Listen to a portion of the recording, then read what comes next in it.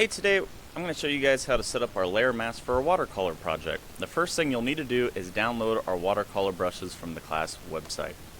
From here you're going to create a new Photoshop file. For size right now we're just going to click on international paper and we're going to go down to background contents and change that to transparent.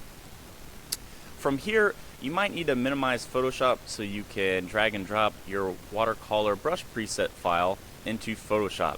Before you do that, you need to click on your brush tool and open up your brush preset file. Here's my watercolor brush preset file. I'm going to click and drag this to our brush preset panel. I'm going to let go here and it's going to download all of those brush presets. Now from here, I'm going to look at all these brush presets and I'm going to just click and start making a pattern here. I don't want to go too crazy with this pattern. I want to try to keep it in the middle here. For the most part, I kind of suggest looking at all the different brush presets, creating other patterns. I'd go for around 5 to see which kind of pattern looks good to you. Once you find a pattern that's good to you, just delete the other layers. You don't need them. We need to create a new layer.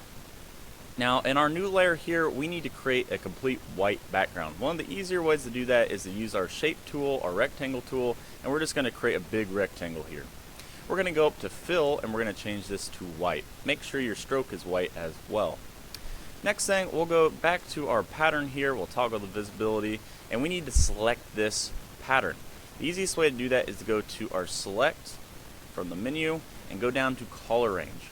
We're going to increase the fuzziness value all the way to 200.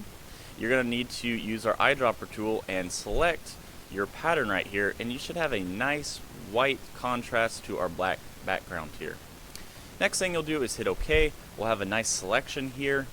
We're going to go back to our rectangle layer and we're going to go down to our layer mask button. We're going to click on this and now you'll notice, hey, it's almost there, but we need to go to our properties panel and invert this. Once you do that, if we toggle the visibility of our pattern that we had, you'll now see our layer mask for our watercolor project.